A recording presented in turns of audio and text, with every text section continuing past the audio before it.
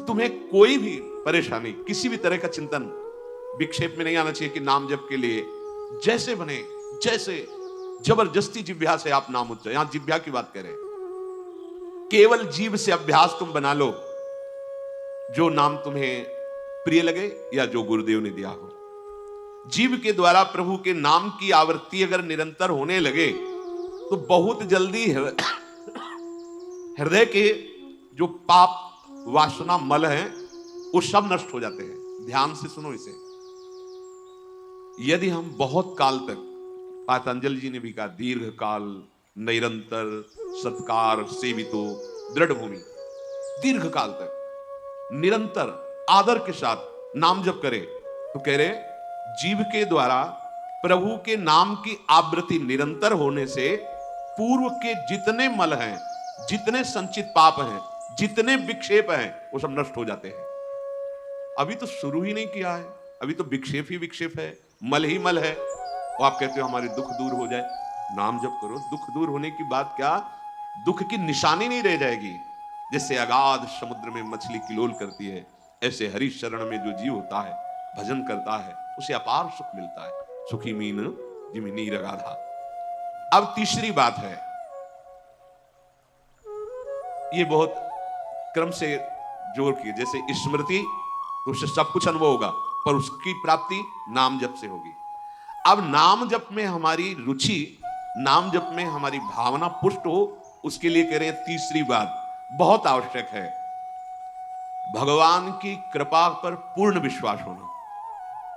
ये तीसरी जो बात है, ये बहुत जोर की बात है, कृपा पर विश्वास हो जाना।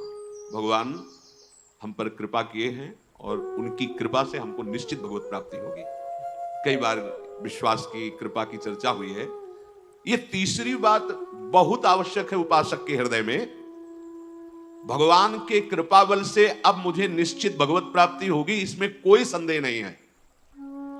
देखो, पहली बात, स्मृति से सब कुछ प्राप्त हो जाएगा, पर बड़ा कठिन है, क्योंकि स्मृति तो हमारी जगत के भोगों की चल रही, संसार की, देह की। तो बोले नाम जप जो है वो आपकी स्मृति को जागृत कर देगा। जितना आप अधिक नाम जप करेंगे, आपके पाप सब नष्ट हो जाएंगे। तो नाम जप में भी बराबर तो हिम्मत नहीं पड़ रही, आध घंटा थोड़ा समय नाम जप, कोई साधु महात्मा एकांतवास करके 24 घंटे प्रयासरत, उनकी बात हो सकती है। हमें तो जब मिला समय तब भले नाम, अभी इतना अभ्यास नहीं। तो बोले निरंतर नाम जप और स्मृति दोनों को जागृत करने की सामर्थ्य तीसरी बात में है। भगवान की हम पर बहुत कृपा है। भागवत में भी एक जगह कहा है कि जो भगवान की कृपा का अनुभव करते हुए प्रारब्ध के अनुसार दुख सुख आता है, उसे भोग लेता है, शिकायत नहीं करता, उसमें विचलित नहीं होता है, और हर समय भगवान की कृपा का, हमारे ऊपर बहुत कृपा है, तत्यनुकंपा, ये श्लोक ऐसा है। उसे भगवत प्राप्ति ऐसे हो जाती है जैसे पिता की संपत्ति पर पुत्र का अधिकार स्वयं हो जाता है। ऐसे हर समय भगवान की कृपा का अनुभव करना बड़ी कृपा है हमारे ऊपर। जो दुख सुख आवे उसे सह लेता है, भगवत चिंतन, वो निश्चित भगवत प्राप्त हो जाता है। तीसरी बात हृदय में बैठालनी कि भगवान की कृपा बल पर भगवत प्राप्ति बिल्कुल निश्चित हो गई मेरी। ये मानने में क्या जाता है तुम्हें? तो आप कह दो कि हमारे अंदर तो विकार हैं, अभी भजन नहीं। भगवान की कृपा बल की बात कर रहे हैं। पहली स्मृति, दूसरी नाम जप, तीसरी बात करें कृपा बल पर। उनकी कृपा से क्या नहीं हो सकता? कहो कृपा ते कहा ना हुई। अरे वो मूक से वेद पढ़वा दे, लूले लंगड़े से सुमेरु पर्वत फंदवा दे, छोटे सांप के बच्चा से गरुड़ को खा जाए। भगवान भगवान। तीसरी बात बहुत जोर की है, जिसमें दोनों बातें आ जाएंगी, निरंतर नाम जप और भगवत स्मृति भी आ जाएगी। प्रभु के कृपा बल से प्रभु की प्राप्ति में अब कोई संशय नहीं है। ये भी सुबह कहा था जो साथ के पास, ये तुम चिंता मत करो, बस जो हम कह रहे हैं निषेधात्मक जो बातें, उनको तुम मत करना, तुम पड़े रहोगे तो भगवत प्राप्ति हो जाएगी। क्योंकि हम हैं किनके? श्री जी के। यहाँ जो भी आप छोटी सी भी चेष्टा कर रहे हैं, बहुत बड़ा भजन हो रहा है, महल में है, वृंदावनेश्वरी के धाम में है, एक छोटी सी भी चेष्टा, जैसे कहीं सोनी लगा दिया, कुछ भी जो भी चेष्टाएं कर रहे हो, खान पान संबंधी भी जो चेष्टाएं करो, आपका भजन, यहाँ फिर स्वार्थ आपने भजन गए, तुम चिंता मत करो भगवत प्राप्ति की। ये हम केवल निजी जनों से नहीं, माइक से कहे कई बार कि आप सबको निश्चित भगवत प्राप्ति होनी, इसीलिए प्रभु ने धाम बुलाया, सत्संग सुनाया। अगर प्रभु को अपनी प्राप्ति न कराना होता तो संयोग क्यों देते? हम फंसे होते माया प्रपंच में। तो तीसरी बात कि अब हमें कोई संशय नहीं, मेरे को भगवत प्राप्ति निश्चित होगी, क्योंकि मुझे भरोसा है श्री जी का, मुझे भरोसा है वृंदावन का, मुझे भरोसा है आचार्य और गुरु का। अब ये बातें हमें डर पाओ मत। हाँ, हमारी कमजोरी है, हम अभ्यास कर रहे हैं भजन का, पर अब मुझे ये नर्क स्वर्ग पवर्ग आसने ये आ गया भरोसे से, ये कृपा का भरोसा हुआ तो बात आ गई। मानो भगवान की प्राप्ति बस मेरे को हो ही गई, ऐसे रोज सोचना है। महापुरुषों के वचन है। तीसरी बात बहुत जोर की है, नाम जप और भगवत स्मृति इसी में आ जाएगी, क्योंकि भगवान की कृपा से सब कुछ हो जाता है। मुझे इस जन्म में भगवत प्राप्ति पक्का होगी, भगवान की कृपा बल से, प्रियाजू की कृपा से। अब मुझे ऐसी भावना करनी कि बहुत जल्दी भगवत प्राप्ति मेरे में अब अनुभव हो रहा है कि प्रियालाल की कृपा बढ़ रही है, विकार क्षीण हो रहे हैं, भाव बढ़ता जा रहा है, मुझे बहुत जल्दी भगवत प्राप्ति। ये सोचना है, सोचना है। जब हम गंगा किनारे भ्रमण कर रहे थे तो एक लाल जी योगी नाम के महात्मा थे, तो रात्रि में, प्राय संत जन रात्रि में जगते हैं, तो उनसे मिलने गए, तो रेत में ऐसे कपड़े का वो तंबू उसी में थे। उन्होंने कहा, देखो तुम्हें जो बनना है वो सोचो, जो सोचोगे वही बन जाओगे। तो छोटी सी डायरी रखते थे, लिखा उसी समय, आज भी वो लिखी रखी, जो तुम्हें बनना है वो सोचो, वैसा सोचो, जैसा सोचोगे वैसा तुम बन जाओगे। सोचो, भगवान की हम पर बहुत कृपा है, हमारे अंदर दैवी संपदा बढ़ रही है, विकार धीरे धीरे क्षीण हो रहे हैं, मतलब मुझे प्रभु मिलने वाले हैं, मुझे प्रभु मिलने वाले। आप देखो इसका प्रभाव, देखो प्रभु की कृपा से अवश्य अवश्य अवश्य मुझे भगवत प्राप्ति होगी। बस अब तो भगवत प्राप्ति होगी ही, क्योंकि प्रभु की कृपा है। ये शब्द पकड़ो, अंदर तुम्हारे अंदर अपने में कोई बल नहीं, अपने में कोई साधना नहीं, पर यहां कृपा की बात है, भगवत कृपा, भगवत कृपा बल। अपनी असमर्थता, बहुत अमृत में वचन है, अपनी असमर्थता, अपनी अयोग्यता, अपना अनाधिकारपन, ये है क्या? मैं अधिकारी नहीं हूं भगवत प्राप्ति का, मैं योग्य नहीं हूं भगवत प्राप्ति, मेरे में कोई सामर्थ्य नहीं, ये है। पर भगवान की कृपा से मुझे इतना विश्वास हो गया कि मुझे भगवत प्राप्ति होगी। अब क्या समस्या है? देखो बहुत आनंद की बात है, मुझे भगवत प्राप्ति होगी भगवान की कृपा से, श्री जी की कृपा से। ये शब्द इतना असीम प्रभावशाली है कि आप जो ही ये बात हृदय पे लाएंगे तो आपके सारे दोष, विकार, विघ्न, अड़चने, बाधाएं ये नष्ट होती चली जाएंगी। ये देखो महापुरुषों के अनुभव होते हैं। मत चित्ता सर्व दुर्गाणि मत प्रसादात तरिष्यति, भगवान कह रहे मत चित्ता सर्व दुर्गाणि मत प्रसादात तरिष्यति। सारे के सारे विघ्न, सारे के सारे दोष, सारे की सारी भगवत प्राप्ति में जो अड़चने हैं वो भगवान की कृपा प्रसाद से नष्ट हो जाएंगी और मुझे भगवत प्राप्ति होगी। मत चित्ता सर्व दुर्गाणि मत प्रसादात, साधन प्रसादात नहीं कह रहे हैं, समझो, मत प्रसादात तरिष्यति, तू तर जाएगा मेरे कृपा से। ये मेरे प्रभु की घोषणा है कि मेरे प्रसाद से, मेरे अनुग्रह से तुम्हारे सारे विघ्न नष्ट हो जाएंगे और तुम त्रिगुणात्मिका माया को लांघ करके मेरे को प्राप्त कर लोगे। बस मेरी कृपा पर विश्वास करो, मेरी कृपा पर मत चित्त बन जाओ, अपने चित्त को मेरे में अर्पित कर दिया। प्रभु की कृपा का भरोसा इतनी जल्दी दिव्य सद्गुण लाता है, ये पक्की बात है। जो दिव्यता आती है भागवती, वो भगवत कृपा से आती है, और ये कृपा तभी अनुभव में आती है, तो पर अनुभव में तभी आती है जब ये बात आ जाती है कि मैं असमर्थ हूं, मैं अयोग्य हूं, मैं अनाधिकारी हूं, पर भगवान की कृपा है, प्रभु की कृपा है हम पर, अब मुझे निश्चित भगवत प्राप्ति हो। ये तीन बातें जीवन में आना बड़ा कठिन होता है, असमर्थ हूं, अयोग्य हूं, अनाधिकारी हूं। जब ये बात आ जाएगी ना तो तृणादपि सुनी चिन्ह अपने आप आ जाएंगे, अपने आप पूरा सूत्र भागवती को उतर जाएगा, क्योंकि मैं अनाधिकारी हूं, मैं योग्य नहीं हूं, पर भगवान कृपा का यह है कि उनके नाम, उनके रूप, उनके धाम, उनकी लीला की तरफ ये हृदय जा रहा है, वो अपनी तरफ घसीट रहे, पर मैं अनाधिकारी हूं। इससे क्या होगा? अहम खत्म हुआ, दैन्यता जागृत हुई, और भगवद आश्रय होने से हम जिसका आश्रय लेते हैं उसका प्रभाव होता है। जैसे अभी हम शरीर का आश्रय लिए हैं, तो देख लो हालत क्या की हुई है। ये शरीर, ये संसार विषम कहा गया है। देखो कैसी हृदय की जलन, अशांति, भोग, वासनाएं, ये सब किसके आश्रय से? शरीर आश्रय से। अभी भगवद आश्रय, अंदर से भगवद आश्रय, अंदर की बात है। यहां मैं अनाधिकारी हूं, योग्यता मेरे में नहीं है, मैं किसी योग्य नहीं हूं, पर प्रभु की कृपा हम पर है, निश्चित मुझे भगवत प्राप्ति होगी। कह रहे इसका इतना बड़ा प्रभाव है कि इसमें जो सामर्थ्य जागृत होती है, भागवतिक सद्गुण जागृत होती है, वो किसी साधना से नहीं, इससे बढ़कर कोई दूसरा उपाय नहीं है। विश्वास भगवत कृपा पर। तुलसीदास जी भी महाराज कहते हैं कि वस्तुतः मेरे में कुछ नहीं है, पर है तुलसी प्रतीत एक प्रभु मूर्ति कृपामयी है।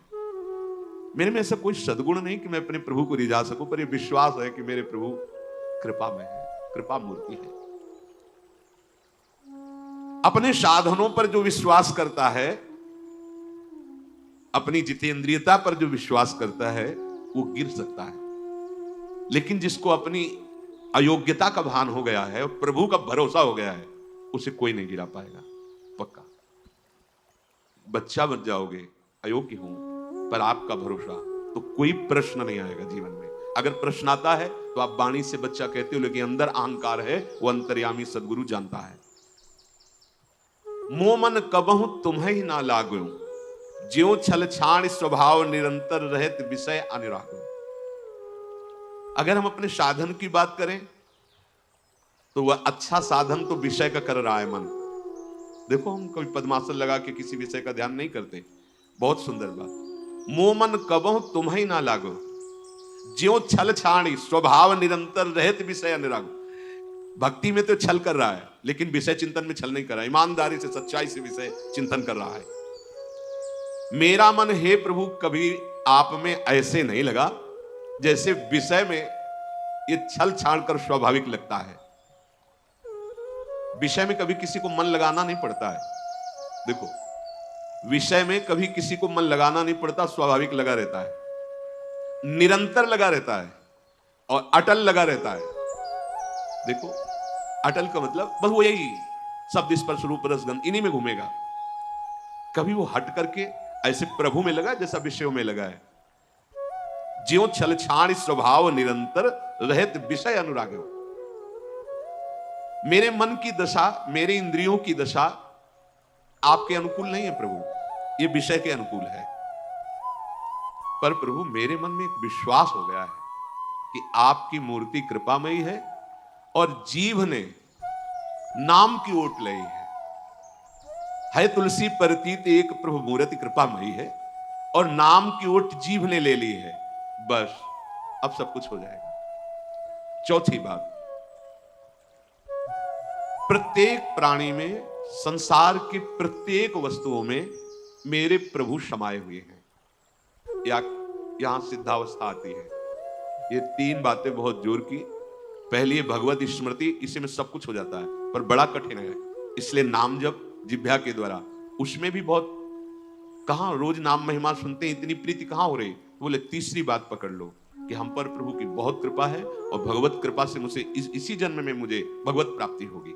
चौथी बात, ये बहुत ही आवश्यक है, क्योंकि अगर ये नहीं तो भजन करना कठिन, बचाना कठिन, पचाना कठिन। इससे भजन तुम्हारा पच जाएगा, तुम सिद्ध हो जाओगे।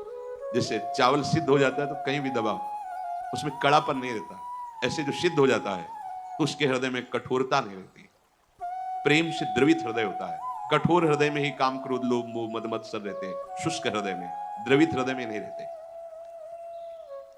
प्रत्येक प्राणी, संसार के प्रत्येक वस्तु में मेरे भगवान विराजमान। कोई ऐसी जगह नहीं जहां भगवान ना हो।